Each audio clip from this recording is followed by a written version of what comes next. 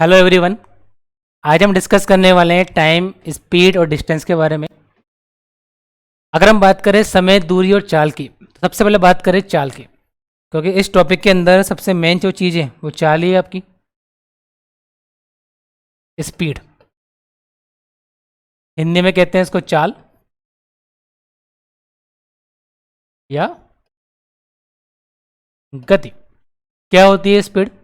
Speed की परिभाषा हम बताना चाहे तो स्पीड होती है एकांक समय में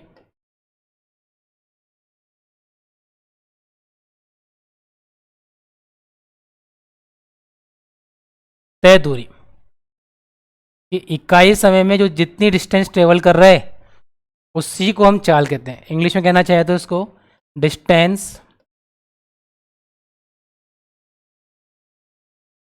ट्रेवल्ड इन यूनिट टाइम।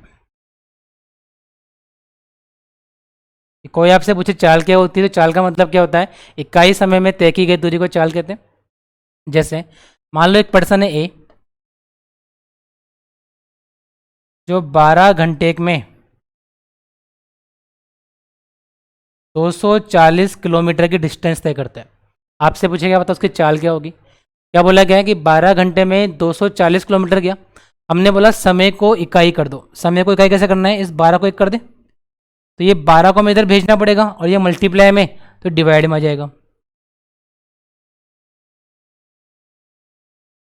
तो इससे हमें पता चला कि एक घंटे में जो डिस्टेंस ट्रेवल हुई है वो कितनी हुई है? 20 किलोमीटर। और क्योंकि डिस्टेंस एक घंटे में ट्रेवल हुई है, टाइम आपका यूनिट है, तो मैं ऐसा कह सकता हूँ इकाई में है, तो यही आपकी स्पीड कहला जाती है। स्पीड का मतलब 20 किलोमीटर पर आवर। मान लो आपको बोला जाए एक सेकंड पर्सन है बी, जो 5 सेकंड के अंदर 40 मीटर की डिस्टेंस तय करता है। बताओ इसकी चाल क्या होगी? तो हमने क्या बोला, समय को इकाई कर दो। हमने इस 5 सेकंड को बना दिया 1 सेकंड, तो 5 को हटाना पड़ेगा। हटाएंगे कैसे? 5 का भाग दे दो, तो 5 का भाग दिया हमने यहाँ पे, तो डेटा निकल कर आया 8 मीटर। तो इसकी चाल कितनी बन जाएगी? 1 सेकंड में 8 मीटर, यानी कि 8 मीटर पर सेकंड। पर का मतलब क्या है कि प्रति यूनिट जो टाइम है उसमें कितना ट्रेवल किया। तो यहाँ से हम एक बात समझना चाहते हैं, वो क्या कि जब हम स्पीड निकालने की बात कर रहे हैं, ये हमारी स्पीड है, तो ये स्पीड आई कैसे? जब हमने इस वाले पार्ट में इसका भाग दिया। यहाँ पे स्पीड निकाली तो इस वाले पार्ट में इसका भाग दिया, मतलब डिस्टेंस में टाइम का भाग दे रहे हैं तो हमें स्पीड मिल रही है। तो यहाँ से एक फॉर्मूला ड्राइव होता है आपके पास, जो हमारी स्पीड है वो डिस्टेंस अपॉन टाइम होती है। और इसी के बेस पे आपने पढ़ा होगा कि अगर हमें डिस्टेंस का फॉर्मूला निकालना है, डी को निकालना है, आपस में मल्टीप्लाई कर दे एस टी। और अगर टी को निकालना है हमें कि टी कितना होगा, तो टी निकालने के लिए टी को इधर ले जाओ, एस को इधर ले जाओ। ये 3 फॉर्मूले जो बचपन से हम पढ़ते हुए आए कि चाल बराबर दूरी बटे समय, दूरी बराबर चाल इंटू समय, और समय बराबर दूरी बटे चाल। इसके अलावा कोई भी नया फॉर्मूला आपको इस टॉपिक में पढ़ने की जरूरत नहीं पड़ेगी। सारे के सारे केवल कंसेप्ट से, जहाँ पे हमारे पास 3 वेरिएबल है, उसी के बेस पर हम आगे क्वेश्चन सोल्व करेंगे। देखो फॉर्मूला तो मिल गया हमें कि चाल क्या होती है, दूरी बटे समय। दूरी में समय का भाग दे देंगे तो हमें क्या मिल जाएगी? चाल मिल जाएगी। अब जब हम इन चीज़ों को मेजर करते हैं, तो मेजर करने के लिए हमारे पास कुछ चीज़ें होती हैं। जैसा अगर हम बात करें कि हमें डिस्टेंस को मेजर करना है, तो डिस्टेंस के बारे में थोड़ी बात कर लेते हैं कि दूरी क्या क्या होती है। तो सबसे पहले हम बात करें इसकी इकाई की, तो पहले आता है आपके पास 1 किलोमीटर, फिर आता है आपके पास 1 हेक्टोमीटर, फिर आता है आपके पास 1 डेकोमीटर, 1 मीटर, छोटा डी आएगा यानी कि डेसीमीटर, फिर डी के बाद सी सेंटीमीटर, और 1 मिलीमीटर। जनरली कुछ डिस्टेंस की यूनिट्स होती है, किलोमीटर, फिर हेक्टामीटर, फिर डेकोमीटर, मीटर, डेसीमीटर, सेंटीमीटर, मिलीमीटर। बड़ा डी आएगा तो डेकोमीटर और छोटा डी आएगा तो डेसीमीटर। इनके बीच में रिलेशन क्या है समझते हैं इसको, कि जो 1 किलोमीटर होता है ये बराबर होता है 10 हेक्टोमीटर के। 1 किलोमीटर 10 हेक्टोमीटर के बराबर होता है। अगर मैं बात करूं हेक्टोमीटर की, तो सेम 1 हेक्टोमीटर 10 डेकोमीटर के बराबर होता है। डेकोमीटर की बात करें तो 1 डेकोमीटर 10 मीटर के बराबर होता है।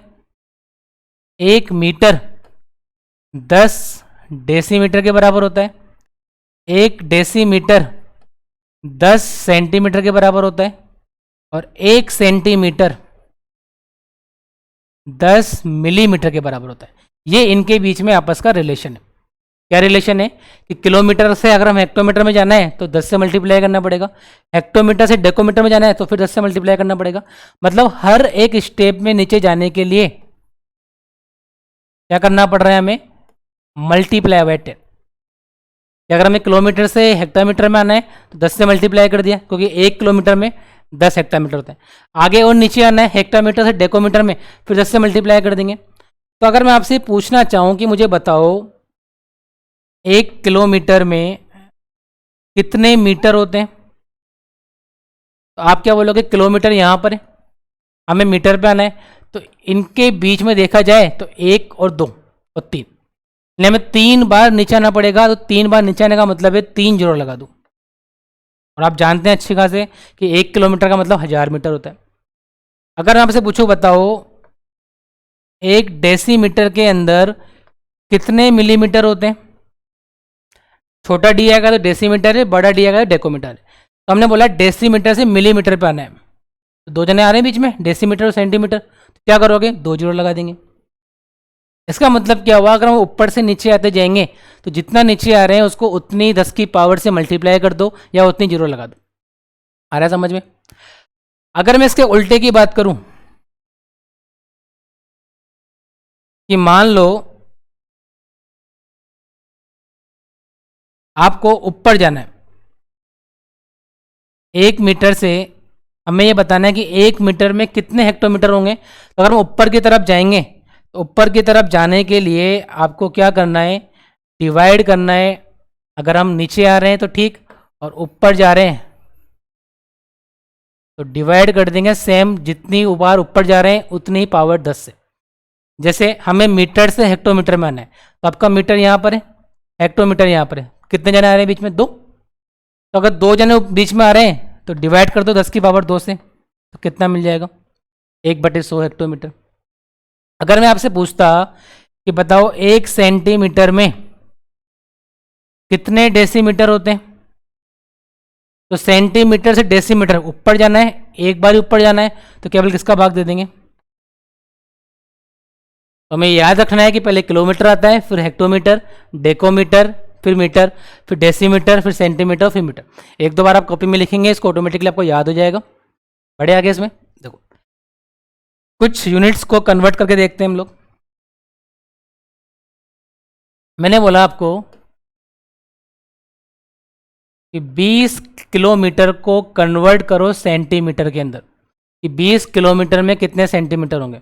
हमने बोला 20, तो ऐसा कैसा मिल जाएगा आपको, आपको ये चेक करना है कि किलोमीटर से सेंटीमीटर में आना है तो कितनी जीरो लगानी पड़ेगी। आप देखिए ये किलोमीटर था, यहाँ से हमें आना है सेंटीमीटर पे, कितने जाने बीच में आ रहे हैं, 1 2 3 4 5। तो क्या करेंगे, 5 जीरो उसके पीछे लगा देंगे। 20 तो अलग से था, 5 जीरो अलग से लग जाएगी। मैंने बोला बताओ 1 डेसीमीटर में कितने डेकोमीटर होते हैं, आपको क्रम याद होना चाहिए, kilometre, hectometre, decimetre, metre, decimetre, centimetre और मिलीमीटर, ये क्रम होता है। हमें डेसीमीटर से बड़े वाले डी में जाना है, इस डी से बड़े वाले डी में जाना है, तो 2 चीज़ें बीच में आ रही है। और जब ऊपर जा रहे हैं तो क्या करेंगे, डिवाइड कर देंगे। तो जनरली आपको आना चाहिए। जनरली कुछ क्वेश्चन जो रेलवे के एग्जाम में बनते हैं वहाँ पे किलोमीटर से डेसीमीटर या हेक्टोमीटर में कन्वर्जन आपसे पूछ सकते हैं। चलो और आगे बात करते हैं इसमें और क्या होता है।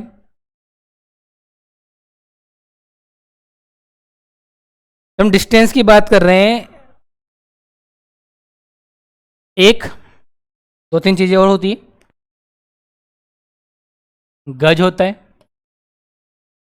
फुट होता है और इंच होता है। गज को इंग्लिश में बोलते हैं यार्ड। कि इनके बीच में भी क्या रिलेशन होता है ये समझ लेते हैं शॉर्ट में हम लोग। कि एक गज में कितने फुट होते हैं? तो एक गज के अंदर जो फुट हमें मिलते हैं वो मिलते हैं 3। एक गज बराबर होता है 3 फुट, और एक फुट में कितने इंच होते हैं? 12 इंच। एक गज में 3 फुट होते हैं, एक फुट में 12 इंच होते हैं। तो मैं ऐसा भी कह सकता हूं कि जो एक यार्ड है, एक गज है, उसके अंदर इंच कितने बन जाएंगे? देखो एक फुट में 12 इंच, तो 3 फुट में कितने हो जाएंगे? 36 इंच। तो ये हमने बात करी डिस्टेंस की। आगे बात करते हैं हम टाइम की। समय। इस समय को मेजर हम किस किस यूनिट्स में करते हैं? तो सबसे पहले जो इकाई आती है इसकी आती है 1 आवर, यानी कि 1 घंटा। और 1 घंटे के अंदर आप अच्छे से जानते होंगे कि 60 मिनट्स होते हैं। इस मिनट्स को भी आगे डिवाइड करना चाहे हम लोग, ब्रेक करना चाहे, 1 मिनट के अंदर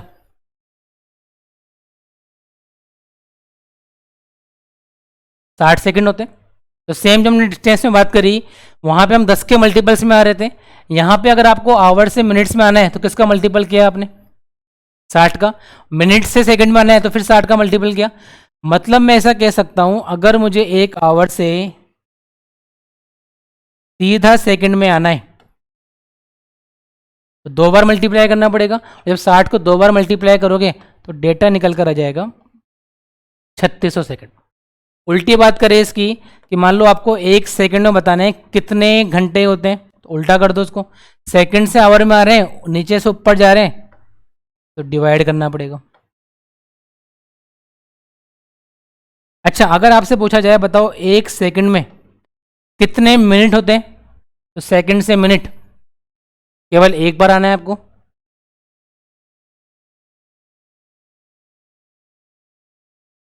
1/60 मिनट हो जाएगा। छोटी छोटी बातें हैं जो आपको अच्छे से याद होनी चाहिए। चलो आगे बात करते हैं इसमें। कि मान लो कोई आपसे पूछे कि 2 घंटे 40 मिनट को सेकंड में चेंज करो। इस सेकंड में कितना आएगा? 2 घंटे 40 मिनट का मतलब। तो मैंने बोला पहली बात तो 1 घंटे में 3600 सेकंड होते हैं। तो 2 घंटे में कितने होंगे उसको 2 से मल्टीप्लाई कर दो, कह सकते हैं ऐसा। अच्छा, मिनट्स को कन्वर्ट करना है सेकंड में, तो आप जानते हो 1 मिनट में 60 सेकंड होते हैं, और 40 का निकालना है तो 40 को मल्टीप्लाई कर दो, तो डेटा निकल कर आएगा आपके पास 7200 और प्लस यहाँ से हम क्या कह सकते हैं इसको कि 9600 सेकंड होंगे। अगर उल्टा पूछ लिया जाए आपसे, जो कि जनरली कभी कभी क्वेश्चन बन जाता है, कि 48 मिनट 40 सेकंड को आवर में चेंज करो, कि 48 मिनट 40 सेकंड को आवर में चेंज करना है, तो मैंने बोला मिनट्स को घंटे में चेंज करने के लिए किसका भाग दे देंगे? 60 का। लेकिन सेकंड को चेंज करना है तो किसका भाग देना पड़ता है? 2 बार भाग देना पड़ता है। निकाल लीजिए। आप देखोगे 12 से कट रहा है 4 बार, 12 से कट रहा है 5 बार। यहाँ बात करें तो इसका मतलब क्या हुआ? यहाँ से जो हमें घंटे मिले वो तो मिले 4/5 घंटे, और यहाँ से घंटे कितने मिल रहे हैं? 1/90 घंटे। इन दोनों को जोड़ना है, तो जोड़ने के लिए आपको इनका एलसीएम लेना पड़ेगा, क्योंकि 2 फ्रैक्शन हमें मिल रहे हैं। हमने बोला 4/5, एलसीएम आ जाएगा 90। 5 का भाग दिया 18 बार, 18 × 4, और ये समझ जाएगा, यानी कि 73/90 घंटे मिल जाएंगे। तो अगर हमें सेकंड्स को कन्वर्ट करना है आवर्स में, 3600 का भाग दे देंगे। मिनट्स को कन्वर्ट करना है तो 60 का भाग दे देंगे। आ रहा समझ में? चलो नेक्स्ट, मेजरमेंट की बात करें, इंपॉर्टेंट वाला पॉइंट आ जाता है फिर इसके बाद, स्पीड का। जनरली हम स्पीड को किलोमीटर पर आवर से और मीटर पर सेकंड में ही मेजर करते हैं। करने को तो आप मीटर पर मिनट में भी कर सकते हो, यार्ड्स पर मिनट में भी कर सकते हो, सेंटीमीटर पर मिनट में भी कर सकते हो, लेकिन जनरली जो क्वेश्चन बनता है या तो किलोमीटर पर आवर में आता है या फिर मीटर पर सेकंड में आता है। तो हमने ये जानना है कि 1 किलोमीटर पर आवर में कितने मीटर पर सेकंड होते हैं। तो आप देखो, किलोमीटर से मीटर पे आना है 1000 होते थे, और आवर से सेकंड में आना है। जब इसको आपने काटा, थोड़ा बहुत 0 से 0 कट जाएगा 2 बार तो, और 2 से कटेगा तो डेटा निकल कर आया 5/18 मीटर पर सेकंड होते हैं 1 किलोमीटर पर आवर में। कि 1 किलोमीटर पर आवर में 5/18 मीटर पर सेकंड होते हैं। इसका उल्टा बोलना चाहूँ मैं, अगर मुझे 1 मीटर पर सेकंड का मान निकालना है, इसको इधर ले जाओ,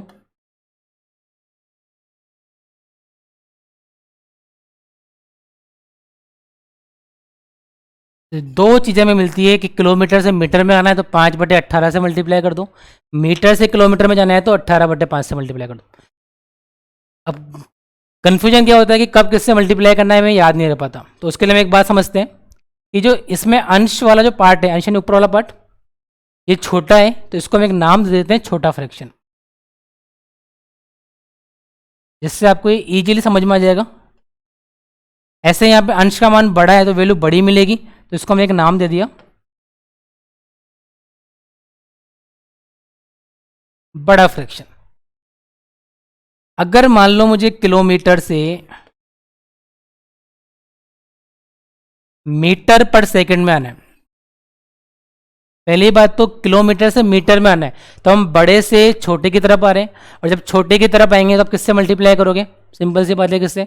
छोटे बड़े फ्रैक्शन से। जहाँ पे 5/18 क्या होगा? छोटा फ्रैक्शन।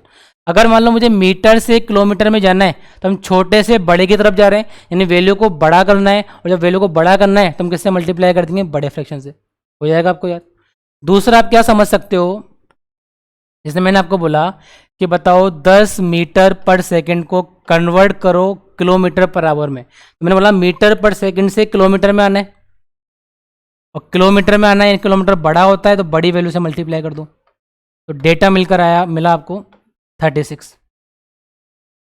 अच्छा, मैंने बोला 72 किलोमीटर पर आवर को चेंज करो मीटर पर सेकंड में, तो किलोमीटर से मीटर में आएंगे यानी छोटे की तरफ आएंगे, और जब छोटे की तरफ आओगे तो छोटी से मल्टीप्लाई कर देंगे, छोटी वैल्यू से। कितना मिल जाएगा? 20 मीटर पर सेकंड। कह सकते हैं ऐसा। अगर हमें किलोमीटर से मीटर में आना है तो मीटर छोटा होता है, छोटी वैल्यू से मल्टीप्लाई करेंगे। मीटर से किलोमीटर में जाना है तो किलोमीटर बड़ा होता है, बड़ी वैल्यू से मल्टीप्लाई करेंगे। दूसरी बात जो आपको कन्वर्जन करना है, उसके बाद एक बात और याद रखनी है, वो क्या कि जो किलोमीटर पर आवर का है वो हमेशा 18 का मल्टीपल होगा, तो ये 5 का मल्टीपल होगा। अगर किलोमीटर पर आवर 18 का है तो मीटर पर सेकंड उसी के 5 का मल्टीपल होगा। जैसे 36 था यहाँ पे, जो कि 18 के पहाड़े में 2 बार आता है, तो आप देखिए 5 के पहाड़े में 2 बार कितना मिल जाएगा? 10।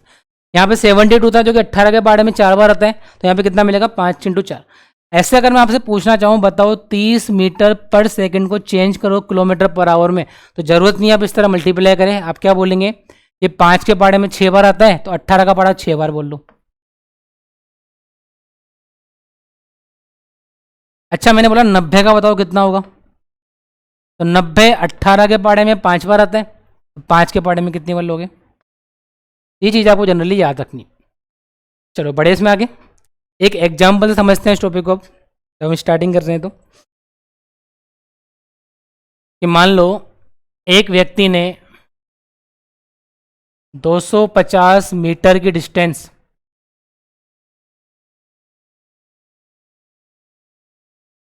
18 किलोमीटर पर आवर की स्पीड से तय की। बताओ समय कितना लगेगा? क्या पूछा है आपसे कि एक व्यक्ति ने 250 किलोमीटर की डिस्टेंस 18 किलोमीटर पर आवर की स्पीड से तय करी, तो बताओ समय कितना लगेगा? तो पहली बात, जब भी हमें इस तरह के क्वेश्चन सोल्व करने हैं, आपको क्या ध्यान रखना है कि जो इनके यूनिट्स है, जैसे अगर किलोमीटर पर आवर में है ना, तो ये डिस्टेंस को भी किस में ले लो आप? किलोमीटर में। अगर ये मीटर में है तो हमें अगर चेंज करना है तो किस में ले लोगे? मीटर पर सेकंड में। वो डिपेंड करता है आपके ऊपर कि ऑप्शन किस में दिया हुआ है। अगर टाइम हमें सेकंड में दिया हुआ है तो हम क्या करेंगे? इसको चेंज करेंगे सेकंड के अंदर। मीटर पर सेकंड में। अगर हमारे पास टाइम घंटे में दे रखा है, आवर्स में दे रखा है, तो हम क्या करेंगे, इसको चेंज कर लेंगे किलोमीटर के अंदर। हमने बोला अगर मैं इसको मीटर पर सेकंड में चेंज करना चाहूँ तो किलोमीटर से मीटर में आना है, क्या करोगे, छोटे से मल्टीप्लाई, या फिर डायरेक्टली पता होना चाहिए 18 के साथ 5 आता है, तो इसकी स्पीड कितनी मिल जाएगी, 5 मीटर पर सेकंड। समय निकालना है, तो समय क्या होता है, दूरी में चाल का भाग दे दो। दूरी कितनी है 250, चाल कितनी आई 5, आंसर आ जाएगा 50 मीटर, सॉरी टाइम निकालना है ना, तो आंसर आ जाएगा 50 सेकंड। अगर मान लो ये समय आपको आवर्स में निकालना होता तो आप कुछ नहीं करते, इस डिस्टेंस को चेंज कर लो किलोमीटर में, और मीटर से किलोमीटर में आना है, आपको याद होना चाहिए किसका भाग दोगे, 1000 का भाग दोगे। तो ये कितना बन जाएगा, मैं इसको चेंज कर देता हूँ,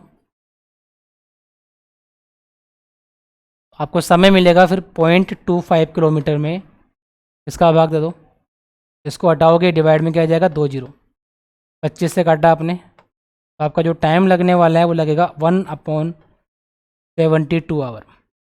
मान लो ऑप्शन मिनट्स में, तो फिर क्या करोगे, इसको चेंज कर लो मिनट्स में, इससे मल्टीप्लाई करना पड़ेगा, तो 5/6 मिनट भी कह सकते हैं, या फिर आवर्स में कितना आ जाएगा 1/72। चाहो तो यहीं से आप इसको फिर 60 से मल्टीप्लाई कर दोगे तो 50 सेकंड मिल जाएगा। आई होगी, सिंपल सी बात समझ में आई होगी आपको। चलो इसका एक छोटा सा क्वेश्चन लेते हैं। जनरली स्पीड दे रखी है, टाइम दे रखा है, डिस्टेंस आप लोग निकाल लोगे, है ना।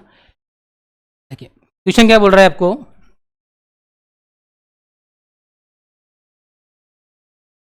कि एक व्यक्ति है जो अपनी यात्रा का 5/18 भाग ट्रेन से, 7/20 भाग बस से, और शेष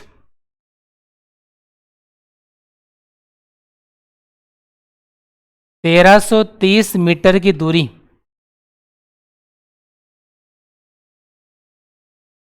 पैदल चलता है। आपसे पूछा है इसकी पूरी डिस्टेंस कितनी होगी। तो जब भी आपके पास फ्रैक्शन में कुछ इस तरह का पार्ट मिले तो आप क्या करें, जो इन फ्रैक्शंस का एलसीएम है ना, उसी को डिस्टेंस मान ले अपनी। तो 18 और 20 का एलसीएम कितना होगा, कितना कह सकते हैं, 180 कह सकते हैं। तो हमने ये मान लिया कि जो हमारी डिस्टेंस है वो कितनी है, 180। अब देखो 180 में से 5/18 भाग ट्रेन से चल रहा है, तो 180 को जब 5/18 भाग निकालोगे तो डेटा निकल कर आएगा कि 50 आएगा यहाँ पे, 180 के अकॉर्डिंग बात करें तो। ऐसा अगर मैं बात करूँ 100 जो बस के द्वारा कितनी यात्रा तय करी, तो 180 × 7/20 डेटा निकल कर आया मेरे पास 63। अगर हमने कुल डिस्टेंस 180 मान रखी है, जिसमें से 50 और 63 यहाँ कवर कर चुका है, यानी कि कितना कवर कर चुका है 113, तो बची हुई दूरी कितनी कवर करी होगी, तो आप बोलोगे 180 में से 113 कवर कर चुका है, कितना बचेगा 57। तो 57 यूनिट जो डिस्टेंस बची है वो उसने पैदल चल के तय की होगी। जबकि क्वेश्चन ने कितना बताया आपको,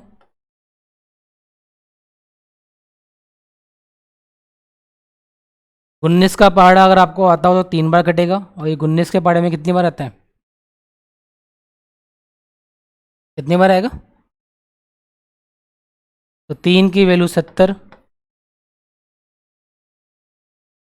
1 की वैल्यू कितनी मिल जाएगी आपको 70/3।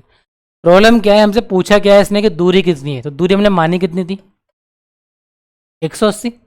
अगर 1 की वैल्यू इतनी आ रही है तो टोटल डिस्टेंस जो होगी वो निकल कर आपके सामने आएगी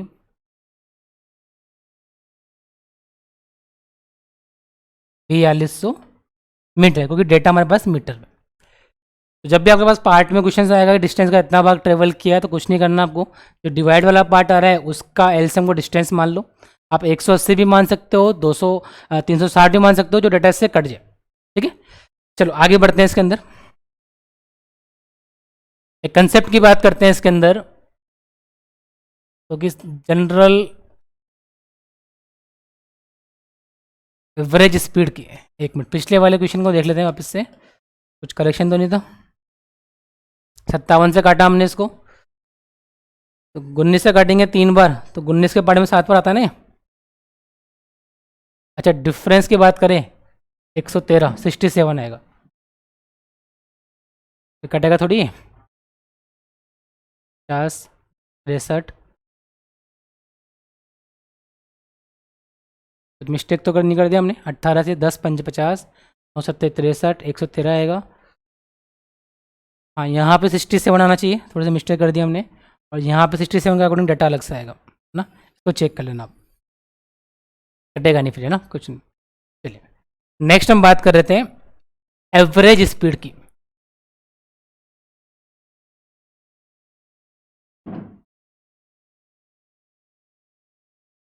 औसत चाल कि औसत चाल क्या होती है। तो एवरेज का मतलब क्या होता है, जितनी भी प्रेक्षणों का योग करते हैं उसमें राशियों का भाग दे दो, है ना। तो एवरेज स्पीड जब हम बात करते हैं तो इसका जो फॉर्मूला निकल कर आता है कि टोटल डिस्टेंस में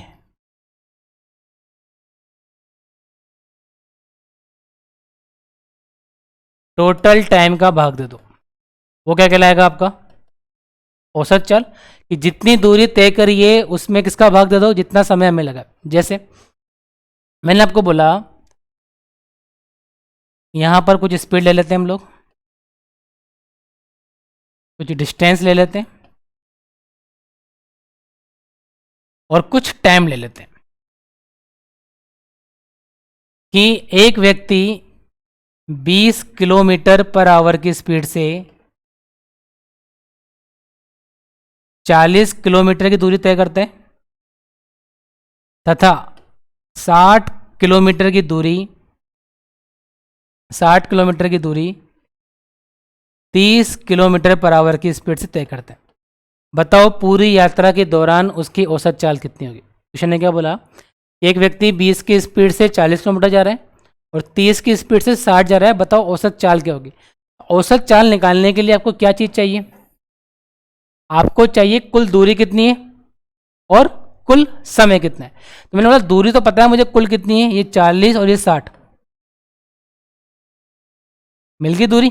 दिक्कत क्या है, हमारे पास समय नहीं है। और समय कैसे निकालोगे, तो समय का फॉर्मूला आपने पहली स्लाइड में पढ़ा था कि टाइम निकालने के लिए डिस्टेंस में स्पीड का भाग दे दो। यहाँ डिस्टेंस 40 है, स्पीड 20 है। जब 40 में 20 का भाग दोगे तो पहले वाले पार्ट से मिला कि पहले वाले केस में 2 घंटे लगे। अच्छा, 60 में 30 का भाग दोगे क्योंकि तो डिस्टेंस में किसका भाग देना है, स्पीड का, तो यहाँ टाइम कितना लगा वापस से, मतलब इस पूरी जर्नी के अंदर 2 और 2 4 घंटे का समय लग रहा है। तो अगर मैं पूछूँ आपसे बताओ एवरेज चाल क्या होगी, तो आप ये बोल पाओगे कि कुल दूरी 100 है, कुल समय 4 है, तो एवरेज चाल क्या बन जाएगी 25 किलोमीटर पर आवर। कि औसत चाल निकालने के लिए हम कुल दूरी के अंदर कुल समय का भाग दे देंगे। आइए वापस समझते हैं इस बात को, डेटा को थोड़ा सा चेंज करते हैं।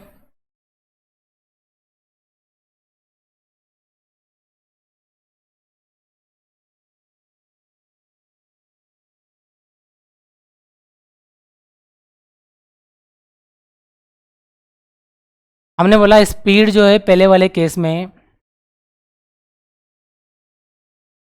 कि 25 किलोमीटर पर आवर की गति से जाता है 3 घंटे, और 40 किलोमीटर पर आवर की स्पीड से जाता है 120 किलोमीटर। एक डेटा और ले लेते हैं, 60 किलोमीटर पर स्पीड से जाता है 180 किलोमीटर। बताओ इस केस में औसत चाल कितनी होगी। तो हमने बोला औसत चाल निकालने के लिए सिंपल सा फंडा क्या है, आपको कुल दूरी पता होना चाहिए। तो कुल दूरी में से क्या है हमारे पास, ये 2 दूरी तो पता है लेकिन ये वाला पार्ट मिसिंग है। और कुल समय चाहिए, तो समय हमारे पास एक तो है लेकिन ये 2 जो समय आ रहे हैं ये 2 समय मिसिंग है। अगर हमें मिसिंग डेटा मिल जाए तो हमें पूरा पार्ट निकाल सकते हैं। मैंने बोला डिस्टेंस निकालनी है, तो डिस्टेंस का फॉर्मूला क्या लिखा था आपने, स्पीड को टाइम से मल्टीप्लाई कर दो। तो हमने बोला 25 किलोमीटर की स्पीड थी, समय 3 घंटे था। जब 25 को 3 से मल्टीप्लाई किया तो क्या ये 75 आ गया। डिस्टेंस निकालने के लिए। अच्छा, समय निकालना है तो समय क्या होता है, डिस्टेंस में स्पीड का भाग दे दो। 120 गया 40 की स्पीड से, तो 120 में 40 का भाग दिया तो कितने घंटे आए, 3 घंटे। और यहाँ 180 में 60 का भाग देंगे क्योंकि समय होता है दूरी बटे चल, तो यहाँ भी कितने आ गए। तो हमने बोला कि कुल दूरी जो हमें मिल रही है 180, 120, 75, टोटल डिस्टेंस कितनी आ गई और टोटल टाइम कितना आ गया, 3 और 3 6 घंटे, और 3 सब में 3 घंटे आ गए। तो आप ये कह पाओगे कि अच्छा एवरेज चाल क्या होगी कि इस डिस्टेंस में टाइम का भाग दे दो, जो भी डेटा आपके पास आएगा। कि औसत चाल का सिंपल सा मतलब क्या है, कुल दूरी में कुल समय का भाग दे दो। चलो एक एग्जाम्पल तो समझते हैं इसको।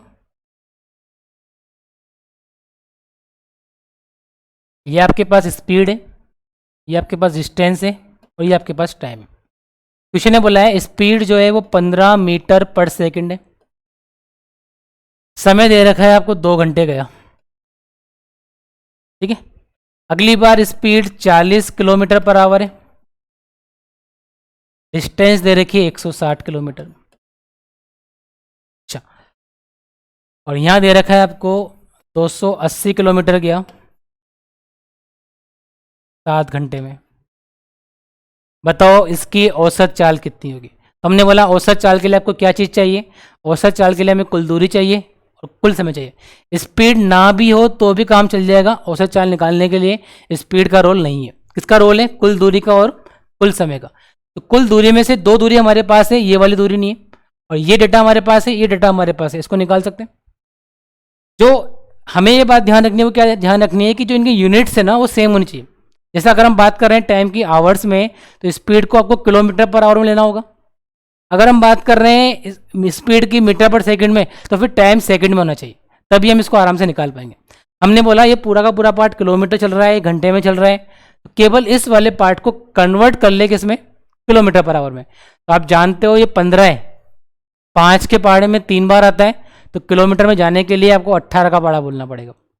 या फिर मैंने आपको बताया कि मीटर से किलोमीटर में आना है, छोटे से बड़े में आना है, तो बड़े फ्रैक्शन से मल्टीप्लाई कर दो, और बड़ा फ्रैक्शन कितना होता है 18/5।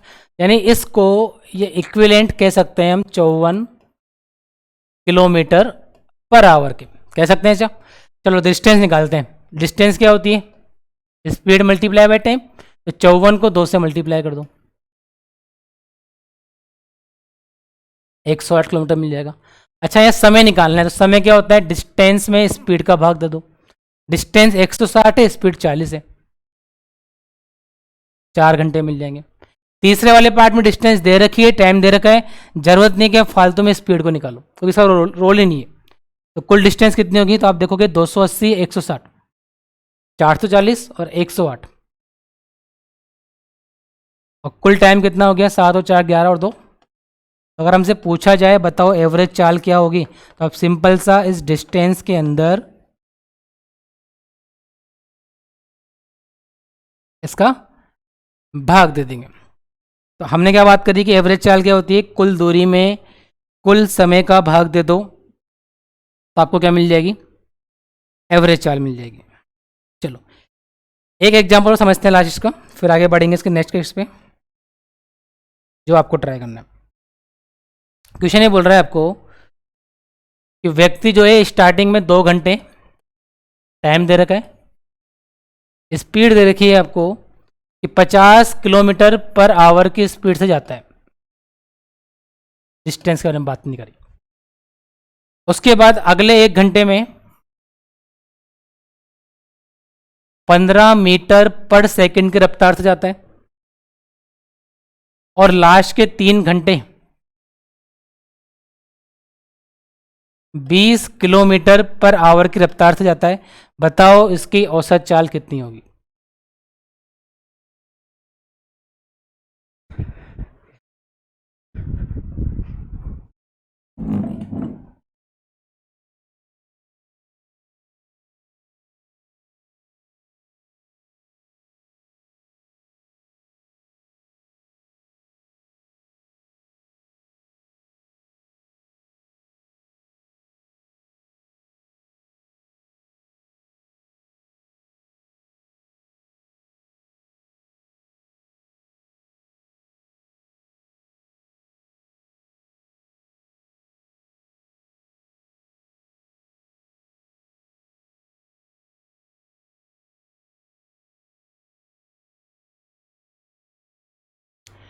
हमें क्वेश्चन ने बोला हुआ है कि एक व्यक्ति 2 घंटे गया स्टार्टिंग के 50 किलोमीटर पर आवर की स्पीड से, अगले 1 घंटे 15 मीटर पर सेकंड की स्पीड से, और अगले 3 घंटे 20 किलोमीटर पर आवर की स्पीड से। तो आप क्या बोलोगे, हमें तो औसत चाल निकालनी है, क्या चाहिए हमें, दूरी के साथ समय चाहिए। समय हमारे पास है, दूरी निकालते हैं।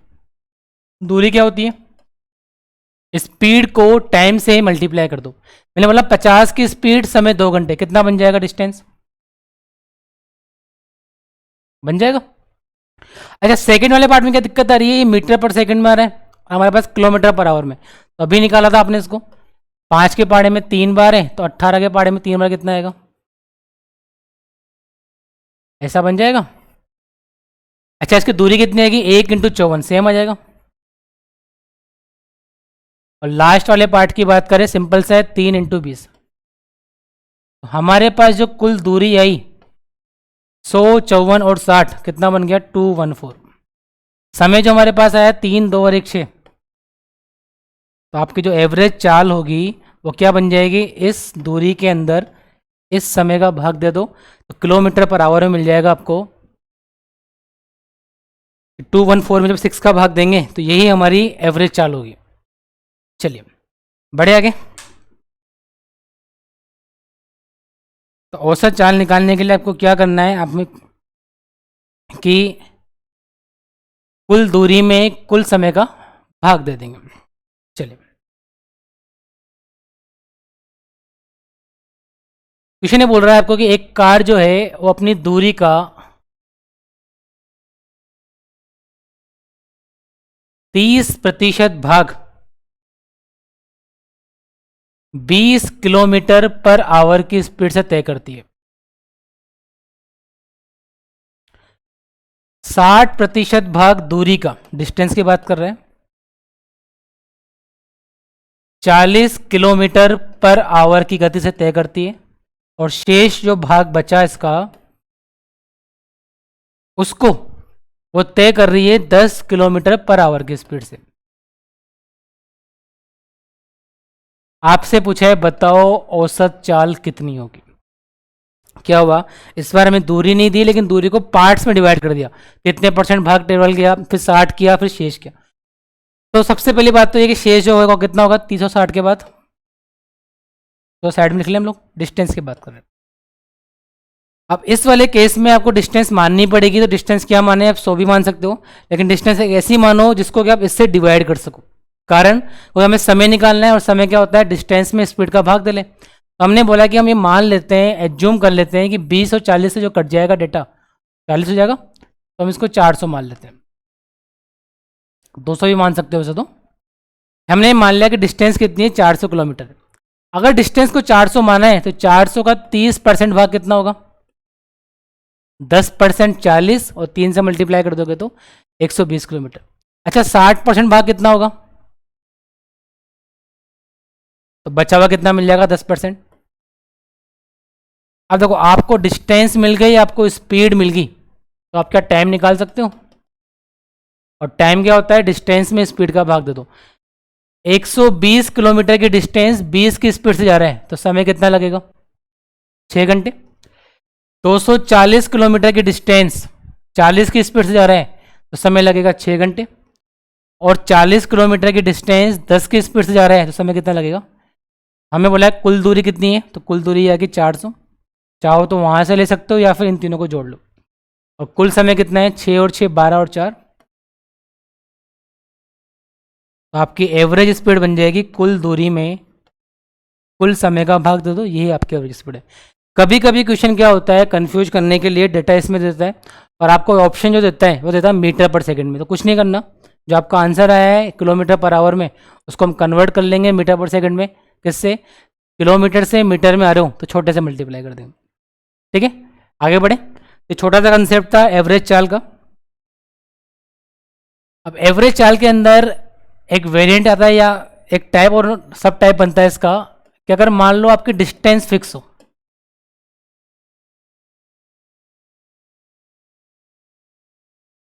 तो एवरेज चाल कैसे निकालेंगे।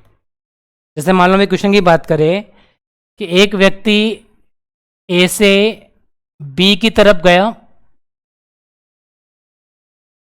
60 किलोमीटर पर आवर की स्पीड से और वापस आया 40 किलोमीटर पर आवर की स्पीड से। बताओ इसकी एवरेज चाल क्या होगी। तो यहाँ पर हमारे पास डिस्टेंस नहीं है ना, तो ऐसा नहीं है कि हम डायरेक्टली कुछ लगा देंगे। बेसिक तरीके की अगर हम बात करें कि बेसिक तरीका क्या होता है इसको सोल्व करने का, तो आप देखो ए से बी गया और बी से ए आया, इसका मतलब क्या है, जितनी डिस्टेंस यहाँ ट्रेवल हुई है उतनी ही डिस्टेंस यहाँ ट्रेवल हुई है। तो हम ये मान लेते हैं कि जो डिस्टेंस है वो कितनी है, डी। आपको निकालनी है औसत चाल, और औसत चाल के लिए आपको क्या चाहिए, तो आप बोलोगे केवल हमें एक चीज चाहिए कि कुल दूरी कितनी है और कुल समय कितना है। अगर हमारे पास ये दोनों चीजें हैं तो हम उससे औसत चाल निकाल सकते हैं। मैंने बोला दूरी मान ली हमने कितनी है, डी, यानी कुल दूरी की बात करें तो डी गया होगा और डी आया होगा। बस दिक्कत किसकी, हमें समय निकालना है। तो समय के लिए आप क्या बोलोगे, टाइम निकालते हैं पहले वाले का कि जाते वक्त समय कितना लगा। तो हमने बोला दूरी थी डी, स्पीड थी 60, तो क्या समय डी बाई 60 होगा, दूरी बटे चाल। आते वक्त समय कितना लगा, तो मैंने बोला दूरी तो डी ही थी लेकिन चाल इस बार 40 थी, तो क्या समय डी बाई 40 बन जाएगा। अच्छा निकाले एवरेज चाल, तो बताओ मुझे कुल टाइम कितना लगा। हमने बोला डी बाई 60 को डी बाई 40 में ऐड कर दो। ऐड करने के लिए इनका एलसीएम लेना पड़ता है, 120 आएगा, 60 का भाग दिया 2 बार, तो आपके पास जो समय निकल कर आ रहा है वो आ रहा है 5D/120। तो अगर हमें एवरेज चाल निकालनी है तो इसमें डिवाइड कर दो इसका, तो क्या होगा, ऊपर 2D था, ये 120 ऊपर जाएगा तो मल्टीप्लाई हो जाएगा,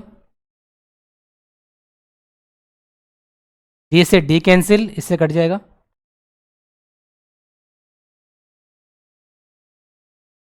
ये ऐसा कुछ बन जाएगा 48 किलोमीटर पर आवर। एक तरीका तो क्या है कि हमने कुछ डिस्टेंस को मान लिया डी, इतनी स्पीड से गया तो समय कितना होगा, डी बाई 60, इतनी स्पीड से आया समय कितना होगा, डी बाई 40, कुल समय इतना हो रहा है, कुल दूरी ये रही, इसमें भाग दे देंगे।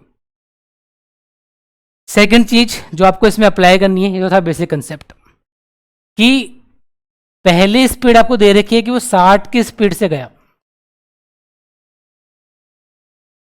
और सेकंड स्पीड आपको दे रखी है कि वो 40 की स्पीड से है।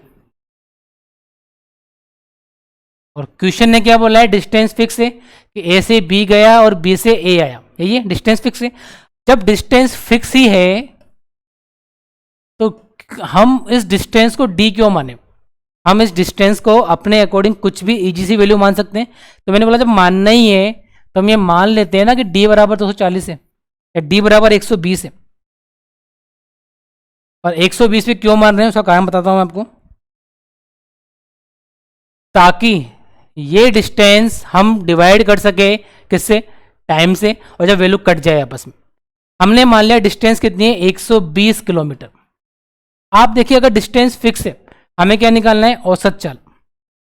और औसत चाल का एक फॉर्मूला, छोटा सा फॉर्मूला है जो आपको अच्छे से याद होना चाहिए कि कुल डिस्टेंस के अंदर किसका भाग दे दो, कुल समय का। डिस्टेंस आपने मान ली कि कितनी मानी कि 120 गया होगा और 120 आया होगा। दिक्कत किसकी आ रही है, समय की। समय को निकाल लेते हैं। देखो समय निकालने के लिए क्या करते हो, दूरी में चाल का भाग देते हो। 120 किलोमीटर गया लेकिन स्पीड कितनी थी, 60, तो समय कितना आया होगा, कह सकते हैं ऐसा।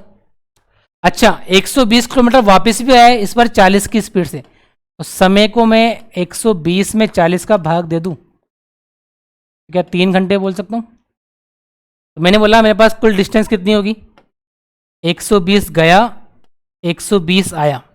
अच्छा कुल समय कितना लगा, 2 घंटे जाने में 3 घंटे आने में, कुल मिला के 240 था, डिवाइड में 5 था, तो वही आंसर मिल जाएगा आपको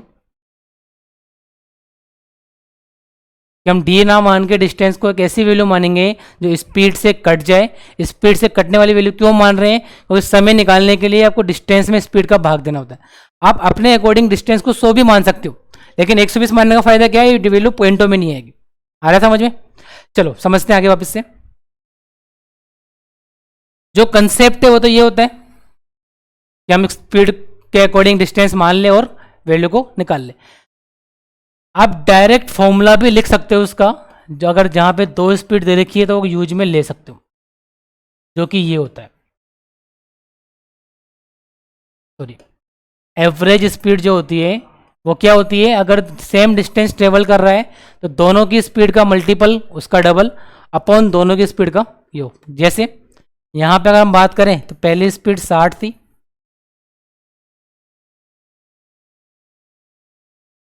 तो यहाँ से आपको कितना मिल जाएगा, 48 किलोमीटर पर आवर।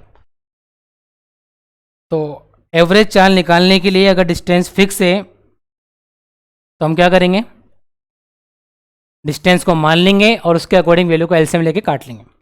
चलो आगे बढ़ते हैं इसमें।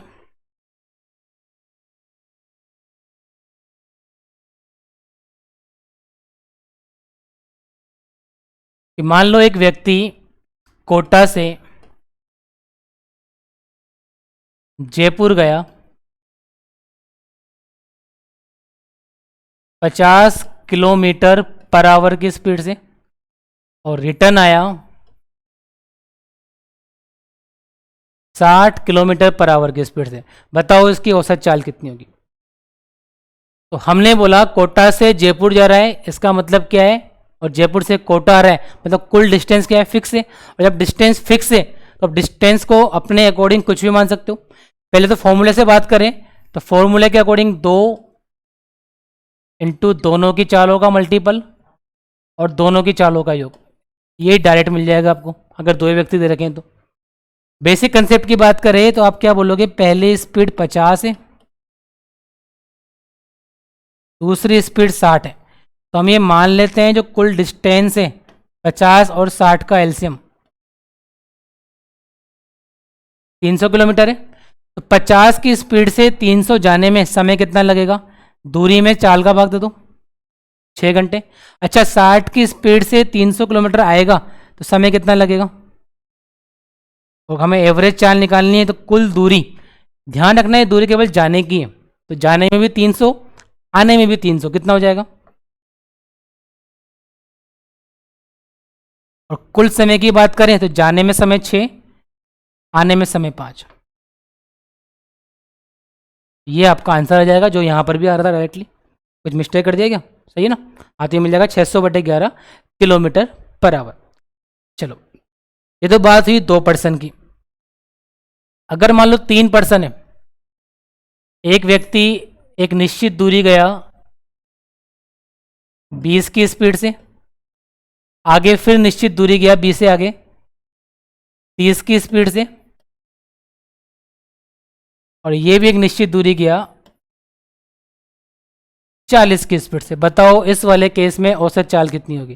तो यहाँ पर जो फॉर्मूला हमारे पास था 2s1s2 वाला, वो फॉर्मूला फेल हो जाएगा, कोई वेरिएबल कितने आगे, 3 आगे। तो आप क्या करोगे, या तो बेसिक डी मान लो, या फिर जब बात मानने की है तो हम क्या करें, इन तीनों के एलसीएम को ही मान लेते हैं। तो 20, 30 और 40 का एलसीएम कितना आया, तो जवाब निकल कर आया 120 किलोमीटर। अच्छा 20 किलोमीटर की स्पीड से 120 किलोमीटर जा रहे हैं तो समय कितना लगा होगा, 1 घंटे में 20, तो 120 जाने में 120 में 20 का भाग दे दो, 6 घंटे मिल जाएंगे। अच्छा अगर 30 की स्पीड से जाएगा तो 4 घंटे लग जाएंगे, और 40 की स्पीड से जाएगा तो, ये हम इसलिए कर पा रहे हैं क्योंकि यहाँ पे इसने बोला है जितनी दूरी ए से गई है उतनी ही दूरी बी से गया है और उतनी ही दूरी सी से गया है, मतलब डिस्टेंस क्या है, सेम है। अब क्या बोल पाओगे, एवरेज चाल निकालने के लिए कुल दूरी 120 ए से गया, फिर बी से गया और फिर सी से गया, मैंने 3 बार जोड़ा है, आप चाहो तो डायरेक्टली 3 से मल्टीप्लाई कर सकते हो, और कुल समय 6, 4 और 3 कितना मिल जाएगा आपको,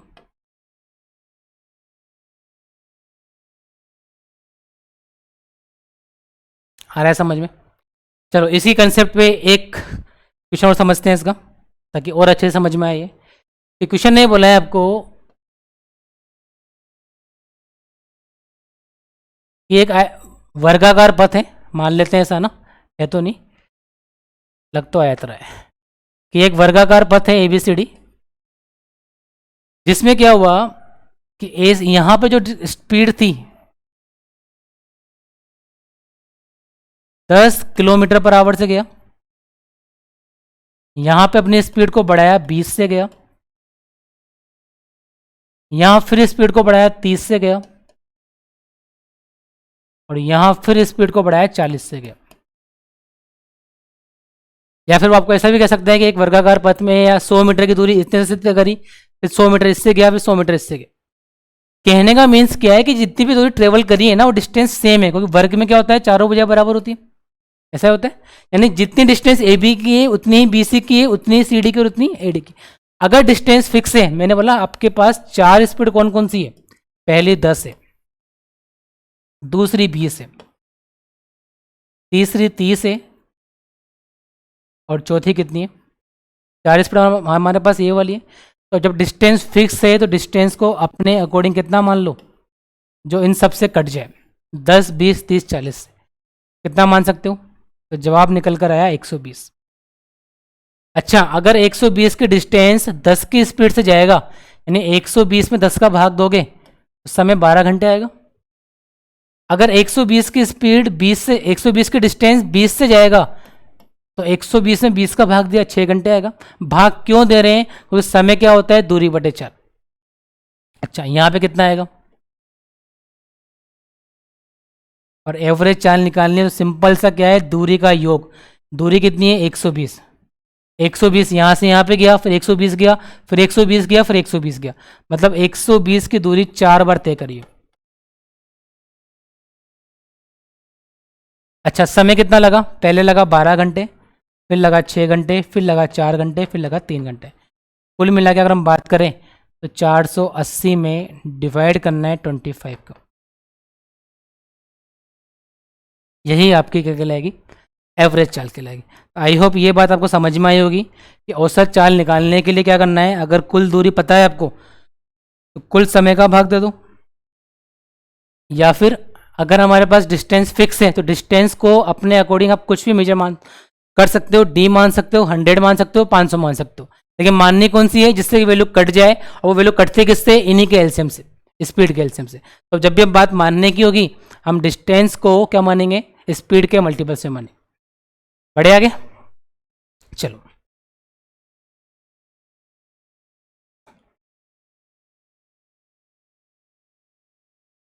तो हम बात कर रहे हैं TSD के रूल कंसेप्ट नंबर 1 की, कि अगर डिस्टेंस फिक्स है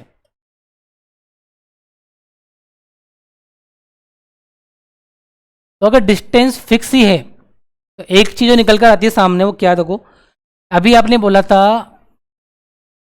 स्पीड 40 मान लो, एक की स्पीड 60 मान लो, हमने डिस्टेंस मान ली थी 120, तो समय आया था 3 और इस समय आया था 2, आया था। समझते हैं इस बात को कि हमारे पास जो डिस्टेंस का फॉर्मूला होता है वो होता है स्पीड मल्टीप्लाई बाय टाइम। कि मान लो S1 की स्पीड से कोई व्यक्ति T1 का समय लेता है, S1 की स्पीड से T1 का समय लेता है, तो डिस्टेंस कितनी ट्रेवल करेगा, D1। अगर मैं मान लो ये बात कहना चाहूँ कि उसकी स्पीड को S2 कर दिया, समय को T2 कर दिया, तो इजीली मैं बोल सकते हैं डिस्टेंस भी कितनी बन जाएगी, D2। बात ये हो रही है डिस्टेंस फिक्स है, कांस्टेंट है या सेम है, तो यानी D1 को आप इक्वल कर रहे हो किसके, D2 के। और जब D1 को D2 के इक्वल करोगे तो यहां से आपको कोई मैथमेटिकल रेशियो निकल कर आएगा,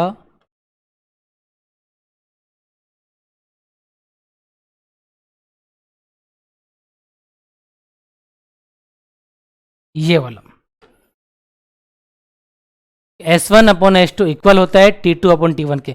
इसको मैं ऐसे भी कह सकता हूँ सिंपल सी भाषा में कि S जो होता है वो T का इनवर्स प्रोपोर्शनल में होता है, कि जो समय होता है वो चाल के व्युत्क्रमानुपाती होता है, या फिर चाल समय के व्युत्क्रमानुपाती। कि मान लो आपको बोला जाए कि दो व्यक्तियों की चालों का अनुपात 2:3 है, और अगर डिस्टेंस फिक्स है तो मैं डायरेक्टली कह सकता हूं कि उनके समय का अनुपात 3:2 होगा। अगर आपके पास डिस्टेंस फिक्स है तो उनकी चालों के अनुपात का उल्टा क्या होगा, समय का अनुपात होगा। पिछले वाले क्वेश्चन में जब हमने ये बात करी थी तो आप देखो जो समय आया था वो 3 और 2 आया था, और अगर मैं इनका रेशियो की बात करूं तो ये स्पीड एक्चुअल में 2 और 3 ही थी, जिसका उल्टा में क्या मिला था, मतलब एलसीएम लेने के बाद भी हमें क्या मिलता है, रेशियो ही मिलता है, जो कि डिस्टेंस फिक्स होने पर रिवर्स होता है किसका, स्पीड का। आ रहा है समझ में? क्या याद रखना है आपको कि अगर डिस्टेंस फिक्स है तो समय और चाल आपस में क्या होते हैं, उल्टे होते हैं। चलिए मान लो एक क्वेश्चन आपको दिया हुआ है कि एक व्यक्ति अपनी वास्तविक चाल के 3/5 चाल से चलता है और निश्चित दूरी पर पहुंचने में 20 मिनट लेट होता है। क्या बोला क्वेश्चन ने आपको कि एक व्यक्ति अपनी वास्तविक चाल की 3/5 चाल से चलता है तो निश्चित स्थान पर पहुंचने में 20 मिनट लेट हो रहा है। निश्चित स्थान पर पहुंचने का मतलब यह है कि आपकी जो दूरी है वो दूरी फिक्स है, और वास्तविक चाल के 3/5 चाल से चलने का मतलब क्या है कि अगर पहले चाल 5 थी, ये नीचे वाला पार्ट दिखाता है वास्तविक वाले पार्ट को, तो अब चाल कितनी बन गई, पहले 5 थी तो 5 का 3/5 3 बन जाएगा। तो मैं ऐसा कह सकता हूं कि इनकी स्पीड का रेशो मेरे पास 5:3 है, तो क्योंकि डिस्टेंस फिक्स है समय 3:5 होगा, कह सकते हैं ऐसा। तो आप बोल पाओगे पहले समय 3 था अब समय 5 है, समय कितना बढ़ा, 2। ट्यूशन के अकॉर्डिंग कितना बढ़ा, अगर 2 की वैल्यू 20 मिनट है तो 1 की वैल्यू कितनी आ जाएगी। और ये बातें देखकर आपसे क्या क्या चीज़ें पूछ सकता है, आपसे पूछ सकता है पहले समय कितना लगा, तो पहले समय कितना माना था हमने, और 1 की वैल्यू 10 है तो T1 की वैल्यू कितनी मिल जाएगी आपको। आपसे पूछ सकता है बाद में समय कितना लगा, तो बाद में 5 था, 1 की वैल्यू 10 है। एक तो हमें क्या पूछ सकता है, वो समय पूछ सकता है। दूसरा डिस्टेंस ही पूछ सकता है, लेकिन डिस्टेंस तब पूछेगा जब आपके पास स्पीड जो है वो फिक्स दे रखी हो। यहाँ पर ये पार्ट्स में कि 3/5 हमने 5 माना हुआ है, अगर ये बोलता है कि स्पीड 20 किलोमीटर है तो हम उससे डिस्टेंस भी निकाल सकते हैं। चलो आगे बढ़े, इसमें वापस समझते हैं। क्वेश्चन ने बोला कि एक व्यक्ति अपनी स्पीड को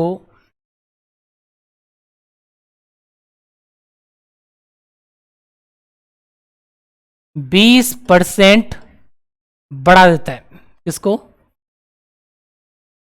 स्पीड को 20% बढ़ा देता है, जिससे क्या होता है, अब देखो स्पीड बढ़ाएगा तो जो टाइम पहले लग रहा था उससे टाइम कम लगेगा। तो हम ये बोल रहे हैं कि मान लो वो पहुंच जाता है 12 घंटे में, कि अपनी स्पीड को 20% बढ़ाने से एक व्यक्ति निश्चित स्थान पर 12 घंटे में पहुंचता है। बताओ पहले कितने घंटे में पहुंचता था। हमने बोला 20% का मतलब क्या होता है, कि मान लो अगर पहले स्पीड 100 थी तो अब कितनी कर दी, 120। या जो बच्चे फ्रैक्शन जानते हैं तो 20% का मतलब होता है 1/5, कि पहले 5 थी तो अब 1 बढ़ा दी। तो अब काटोगे ना अब स्पीड को तो डेटा निकल कर आएगा, पहले अगर स्पीड 5 थी तो अब कितनी बन जाएगी, 6। अच्छा अगर स्पीड ऐसे है तो समय कैसे होगा, समय पहले 6 होगा फिर 5 होगा। पिछले वाले क्वेश्चन में बोला था कि लेट पहुंचता है, यानी उनका अंतर दिया हुआ था। इस बार में क्या बोला है कि ये 12 घंटे में पहुंचता है अब, कि 20% स्पीड बढ़ाने से 12 घंटे में पहुंचता है। तो बताओ पहले कितने घंटे में पहुंचता होगा। तो मैंने बोला अब पहुंचने का मतलब क्या है, ये वाला टाइम दे रखा है आपको, इस 5 की वैल्यू कितनी है। अगर ये बोलता कि पहले 12 घंटे में पहुंचता था तो पहले का मतलब पहले टाइम 6 था। इसने बोला है कि स्पीड बढ़ाने से 12 घंटे में पहुंचता है, तो हमारे अकॉर्डिंग अभी कितने घंटे में पहुंचता है, 5 में। क्वेश्चन ने बोला है 12 घंटे में, तो 5 की वैल्यू 12 है तो 1 की वैल्यू कितनी आ जाएगी। अगर ये पूछता है बताओ पहले समय कितना लगता था, तो आप इजीली बोल पाओगे कि 6 × 12/5, जो भी समय आपके पास आएगा इससे निकल जाए। आ रहा है समझ में। चलो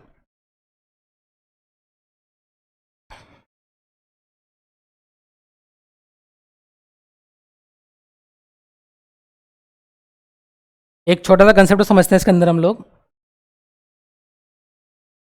कि चलो एक एग्जांपल समझ लेते हैं।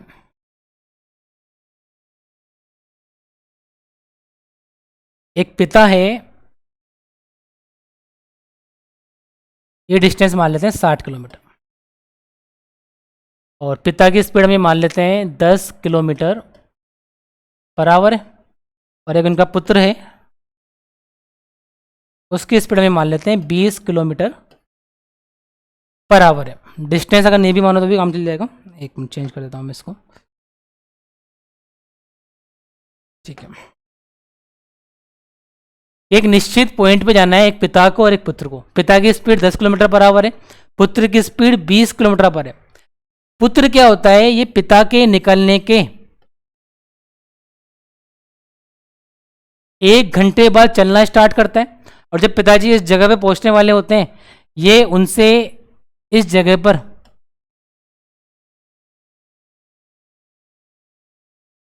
1 घंटे पहले पहुंच जाता है।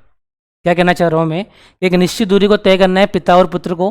पिताजी समय से निकले अपनी 10 किलोमीटर पर आवर की स्पीड से, पुत्र की स्पीड ज़्यादा थी तो उसने क्या करा, वो 1 घंटे बाद निकला, लेकिन जहां उसको पहुंचना था पिताजी के पहुंचने से 1 घंटे पहले पहुंच गया। तो आपसे क्या पूछ सकता है, ये आपसे पूछ सकता है बताओ समय कितना लगा या कुल दूरी कितनी है। तो हम क्या बोलेंगे, जाना यहां से यहां पर है चाहे पिता को या पुत्र को, मतलब डिस्टेंस फिक्स है।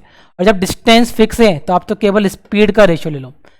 एस एफ का मतलब है speed of father and S S का मतलब स्पीड ऑफ सन। कितना कितना है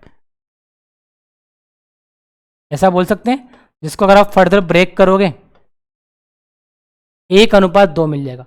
अच्छा, अगर स्पीड 1:2 है तो क्या टाइम इसका उल्टा 2:1 होगा।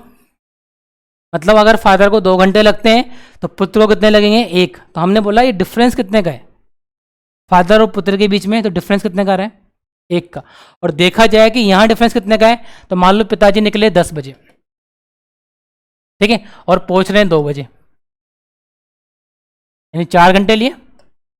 पुत्र की बात करें तो पुत्र 1 घंटे बाद निकला यानी 11 बजे निकला, और 1 घंटे पहले पहुंच गया यानी 1 बजे पहुंच गया। तो समय कितना लिया पुत्र ने, मतलब जो समय पिताजी ने लिया अगर वो 4 लिया तो पुत्र ने कितना लिया, 2।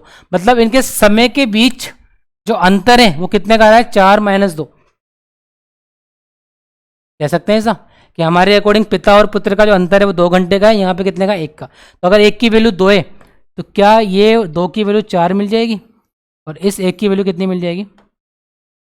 अब इसके बेस पर वो आपसे डिस्टेंस ही पूछ सकता है। पहला क्वेश्चन तो क्या बनता है, बताओ पुत्र को कितना समय लगा, तो पुत्र को समय लगा 2 यानी कि 2 घंटे। पिता को समय कितना लगा, 4, तो 4 घंटे। अच्छा, डिस्टेंस कितनी लगी, तो डिस्टेंस होती है स्पीड मल्टीप्लाई बाय टाइम। आपके पास स्पीड पता है पिता की कितनी है, पिता का समय कितना है, तो 10 को 4 से मल्टीप्लाई कर दो।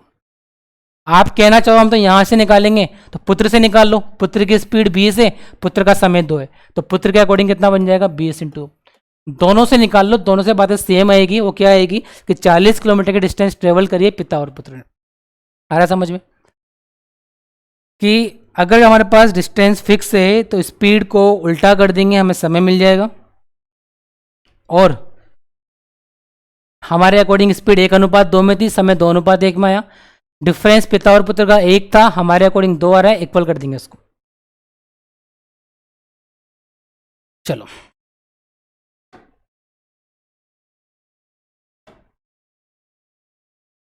आगे बात करते हैं इसमें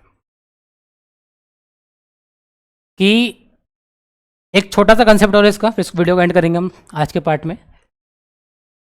जब डिस्टेंस फिक्स होती है तो एक अर्ली और लेट का कंसेप्ट भी आता है। कि क्या कंसेप्ट है कि मान लो एक विद्यार्थी घर से स्कूल की तरफ निकला अपनी नॉर्मल स्पीड से 5 किलोमीटर पर आवर से, लेकिन हुआ क्या, वो 10 मिनट लेट हो गया, और जब स्कूल में लेट हुआ तो डांट पड़ी। अगले दिन क्या हुआ, इसने अपनी स्पीड को बढ़ाया कि मुझे टाइम पे पहुंचना है, तो ये 6 किलोमीटर पर आवर की स्पीड से गया, और जब स्पीड बढ़ाई तो जब इसको पहुंचना था 10 मिनट पहले पहुंच गया। तो आपसे पूछा है बताओ घर से स्कूल की दूरी कितनी। एक विद्यार्थी घर से स्कूल गया, स्कूल से घर आया, लेकिन हुआ क्या, पहले स्पीड 5 से गया तो 10 मिनट लेट पहुंचा, अगली बार स्पीड 6 से गया तो 10 मिनट पहले पहुंच गए। तो मैं ऐसा बोलना चाहता हूं आपको कि डिस्टेंस तो फिक्स है, घर से स्कूल ही गए। जब डिस्टेंस फिक्स है तो क्या आप ऐसा कह सकते हो कि इनकी स्पीड का जो अनुपात है वो 5:6, तो इनके समय का अनुपात कितना होना चाहिए? तो जवाब निकल कर आएगा 6 और 5। कि अगर समय पहले 6 लगता था तो अब समय कितना लगेगा? 5 लगेगा। अच्छा, समय का अंतर कितना आ रहा है? तो 1 यूनिट। आपको ये देखना है कि आपके अकॉर्डिंग समय का अंतर कितना आ रहा है। दिक्कत क्या हो रही है, ये लेट और पहले जब इनका अंतर निकालोगे ना तो एक बार में दिखेगा अंतर 0 आ रहा है कि 10 मिनट और 10 मिनट का अंतर 0 आएगा। लेकिन समझना क्या है आपको कि मान लो स्कूल का टाइम सुबह 7 बजे का है, अगर ये 10 मिनट लेट पहुंचता है तो पहुंचा कब होगा? 7:10 पे। और अगर ये 10 मिनट पहले पहुंचा है तो इसका मतलब 6:50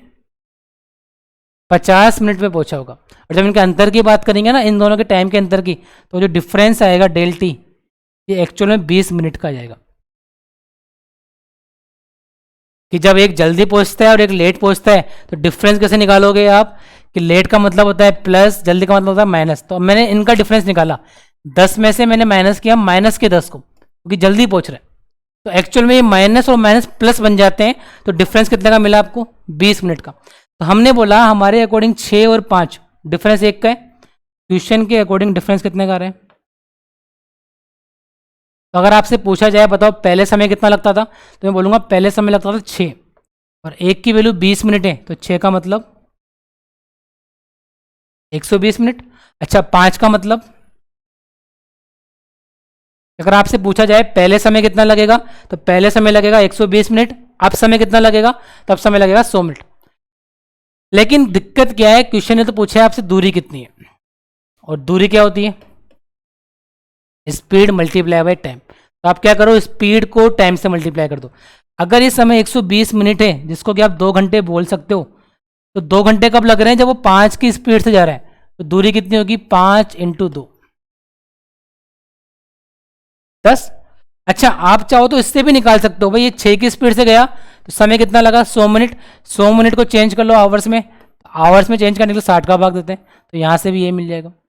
तो हम कहना क्या चाहते हैं, चाहे वो जल्दी पहुँचे चाहे वो लेट पहुँचे, अगर डिस्टेंस फिक्स है तो स्पीड का उल्टा समय कर दो। हमारे अकॉर्डिंग समय का गैप इतना, क्वेश्चन के अकॉर्डिंग इतना, इक्वलेट कर देंगे।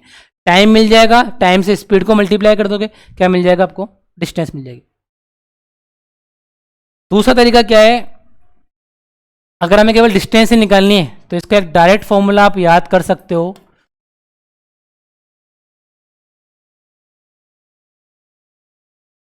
डेल टी का मतलब है टाइम का डिफरेंस, और ये भी किस में आएगा कि जब भी कोई ऐसा क्वेश्चन मिले जहाँ पे आपको कोई व्यक्ति लेट पहुंच रहा है, जल्दी पहुंच रहा है, डायरेक्ट फॉर्मूला होता है डिस्टेंस निकालने का। जैसे पिछले वाले क्वेश्चन में क्या था, 5 की स्पीड से गया, अगली बार 6 की स्पीड से गया, दोनों का मल्टीप्लाई कर दो। दोनों की स्पीड का अंतर 6 और 5 का अंतर 1, दोनों के समय का अंतर आपके पास 20 मिनट आया था, आपको याद हो तो, और मैं इस 20 मिनट को आवर में चेंज करूंगा तो किसका भाग दे दूंगा? 60 का। इससे सीधा एक लाइन में आपके पास आंसर आ जाएगा। देखो आप, 20 से 60 3 बार, 3 से 6 2 बार, वहाँ भी 10 आ रहा था, यहाँ भी 10 आ जाएगा। तो अगर सिंपल से आपको डिस्टेंस निकालनी है, डायरेक्ट फॉर्मूला याद कर लो। अगर सिंपल से वेरिएबल दे रखे हैं आपको तो निकाल पाओगे इजीली। समझ में आ रहा है? चलो एक दो एग्जाम्पल समझ लेते हैं इसके, इस टाइप के।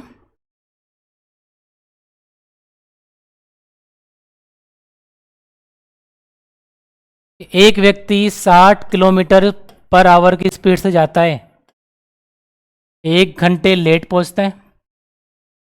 अगर वो 80 किलोमीटर पर आवर की स्पीड से जाएगा तो 2 घंटे पहले पहुंच जाएगा। बताओ दूरी कितनी है? निश्चित दूरी बोला है, चाहो तो डायरेक्ट फॉर्मूला होता है क्या, कि दोनों की स्पीड का मल्टीपल,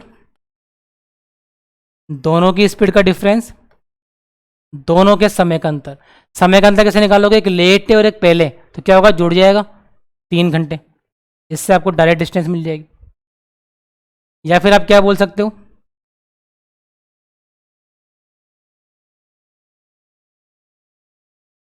स्पीड का रेशियो कितना है? 60 और 80 है ना, क्या मैं इसको 3 और 4 मान लूँ? तो टाइम का रेशियो क्या आ जाएगा? 4 और 3, हमारे अकॉर्डिंग लेट कितना टाइम कितना हुआ, 4 से 3, 1 बच रहा है। यहाँ कितना है, 2 और 1, 1 की वैल्यू 3, तो 4 की वैल्यू कितनी मिल जाएगी, 12 मिल जाएगी। अगर वो 12 मिल गया, कुल डिस्टेंस निकालनी है, तो डिस्टेंस क्या होती है, स्पीड को टाइम से मल्टीप्लाई कर दो। ये 12 घंटे पहले वाले का टाइम है, तो पहले वाले की स्पीड कितनी थी, 60, तो 12 इंटू 60, यहाँ से भी 700 भी सारा को चेक कर लो आप, ठीक है। तो एक बात तो ध्यान क्या रखनी है कि लेट और पहले आ रहा है तो डिफरेंस जुड़ जाएगा, और दोनों का लेट में तो डिफरेंस घटेगा। जैसे इसको एक एग्जांपल से समझ लेते हैं ताकि डाउट खत्म हो जाए आपका। एक व्यक्ति मान लो 20 किलोमीटर पर आवर की स्पीड से गया, 10 मिनट लेट पहुंचा। अगली बार 30 की स्पीड से गया, तो इस बार भी लेट हो गया लेकिन केवल 5 मिनट लेट हुआ। बताओ इसकी दूरी कितनी होगी। सेम डायरेक्ट फॉर्मूला होता है, दोनों की स्पीड का मल्टीपल, दोनों की स्पीड का अंतर, समय का अंतर। अब समय का अंतर कैसे आएगा, मान लो 10 बजे पहुंचना था, तो पहले वाला पहुंचा 10:10 पे, लेट है तो, और ये कब पहुंचेगा, तो डिफरेंस जो इस बार आएगा वो 5 का आएगा, जो कि इन दोनों का डिफरेंस है। और ऐसा क्यों आया, क्योंकि दोनों चीज़ें सेम है। अगर दोनों लेट हैं तो डिफरेंस डायरेक्टली निकाल सकते हो, दोनों जल्दी है तो भी डिफरेंस निकल जाएगा। लेकिन अगर एक लेट है और एक जल्दी है तो हमें डिफरेंस में जोड़ना पड़ता है, ये बात आपको ध्यान रखनी है। क्या कर दोगे, 5 मिनट लेट ना आवर्स में चेंज कर लो, ये डायरेक्ट निकल जाएगा। दूसरा रेशो मेथड, स्पीड का अनुपात कितना है, तो आप बोलोगे 2 और 3। अच्छा, तो समय का अनुपात कितना होगा,